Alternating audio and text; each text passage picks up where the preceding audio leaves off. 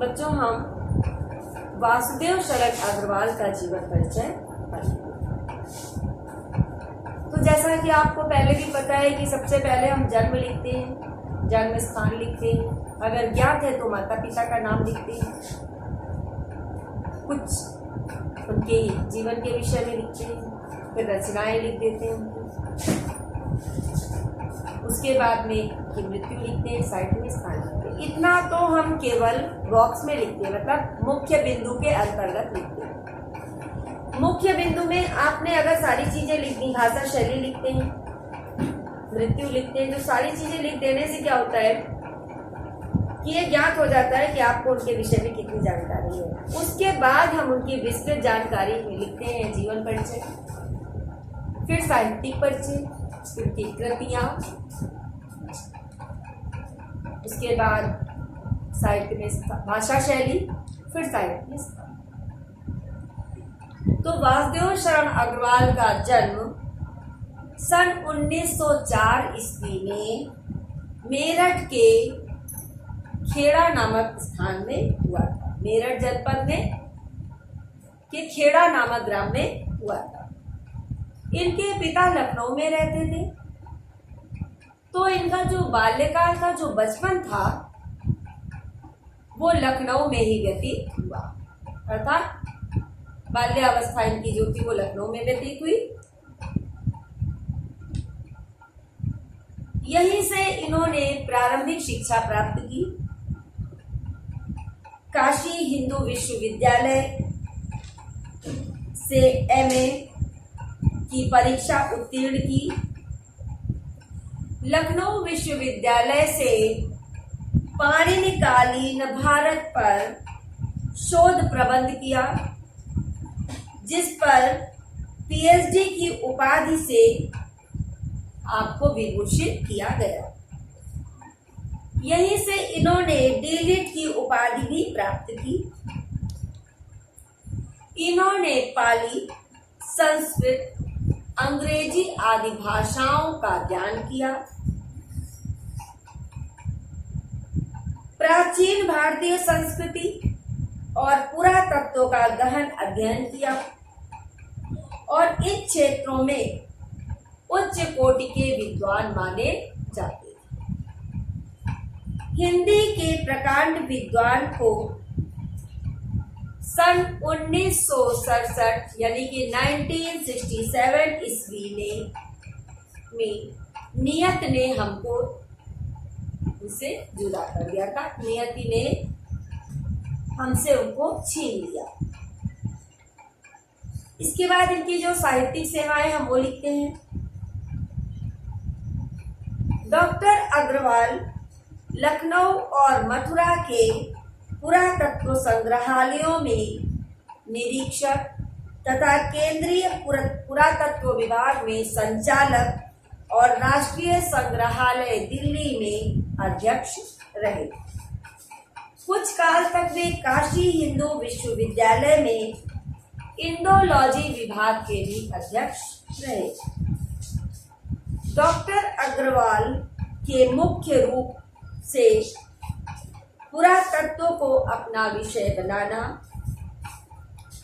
तथा प्रागैतिहासिक, वैदिक तथा पौराणिक साहित्य के मर्म का उद्घाटन करना और अपनी रचनाओं में संस्कृति और प्राचीन भारतीय इतिहास का प्रारंभिक रूप प्रस्तुत करना इनकी विशेषता थी। इनका जो साहित्य की सेवाएं थी उसमें इन्होंने किया।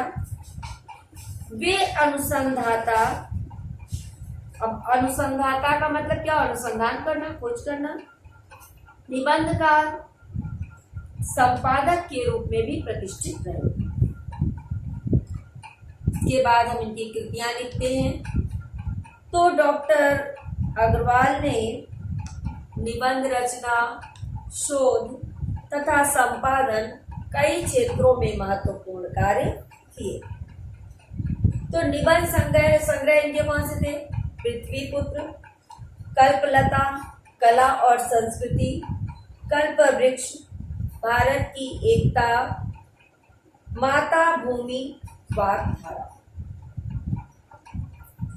इनका जो शोध प्रबंध था पाणिनिकालीन भारत, आपने जायसी पद्मावत की संजीवनी व्याख्या और बाण भट्ट की हर्षचरित का सांस्कृतिक अध्ययन, इसके अतिरिक्त पाली, प्राकृतिक और संस्कृत के अनेक ग्रंथों का भी संपादन किया। आपकी भाषा शैली, तो बेटा आपकी भाषा जो थी वो संस्कृत निष्ठ खड़ी बोली थी। कहीं कहीं देशज शब्दों का प्रयोग भी दिखाई देता था, जैसे अनगढ़, को, चिलकते आदि शब्द। आपकी भाषा में सरलता और सुबोधता दिखाई देती है, जिसके कारण भाषा में व्यावहारिक रूप दिखाई पड़ता है।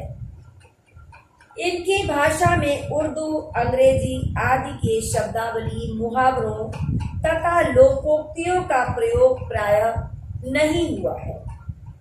इस प्रकार इनकी प्रौढ़, संस्कृत निष्ठ और प्रांजल भाषा गंभीरता के साथ सुबोधता, प्रवाह और लालित्य विद्यमान है। तो इनकी इस भाषा में क्या है? सुबोधता, सरलता, लालित्य बोधता, गंभीरता, ये सारी चीजें इनकी भाषा में विद्यमान है। अब बेटा इनकी जब शैलीगत विशेषताएं हम लिखते हैं तो शैली कौन कौन सी हम लिखते हैं? विवेचनात्मक, वर्णनात्मक, व्याख्यात्मक, प्रबंधात्मक, इस तरह की शैलियों को हम देखते हैं ना। तो इनकी जो शैली थी विचार प्रधानता था, विचारात्मक शैली।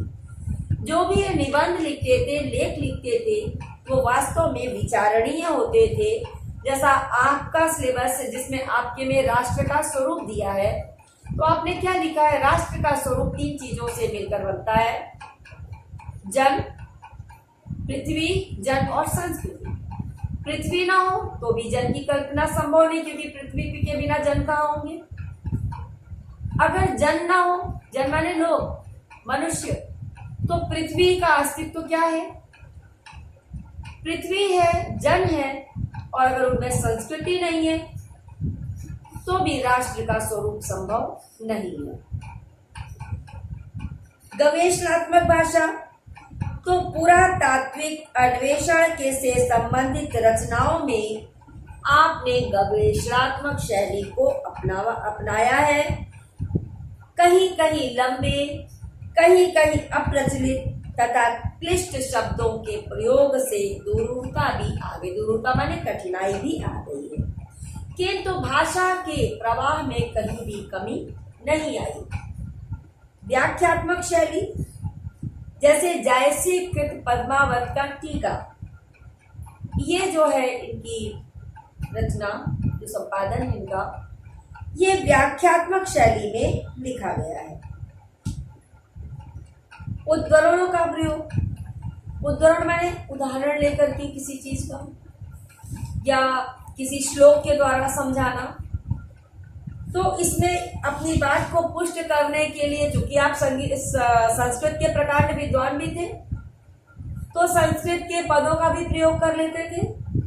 माता भूमि पुत्रो अहम पृथिव्याः, पृथिव्याः नमो मात्रे पृथिव्यै, नमो मात्रे पृथिव्यै। मैं, माता भूमि है और मैं पृथ्वी का पुत्र हूँ। माता पृथ्वी को नमस्कार है, माता पृथ्वी को नमस्कार है। हिंदी साहित्य में स्थान, तो बेटा पुरातत्व विशेषज्ञों में डॉक्टर वासुदेव शरण अग्रवाल हिंदी साहित्य के पांडित्यपूर्ण और सुललित निबंधकार के रूप में प्रसिद्ध हैं। पुरातत्व व अनुसंधान के क्षेत्र में उनकी समता अर्थात समानता कर पाना किसी और लेखक के लिए बहुत ही कठिन है। उन्हें एक विद्वान, टीकाकार एवं साहित्यिक ग्रंथों के कुशल संपादक के रूप में भी जाना जाता है। अपनी विवेचनात्मक पद्धति को मौलिकता एवं विचारशीलता देने के कारण ये सदैव हिंदी साहित्य जगत में स्मरणीय रहेंगे।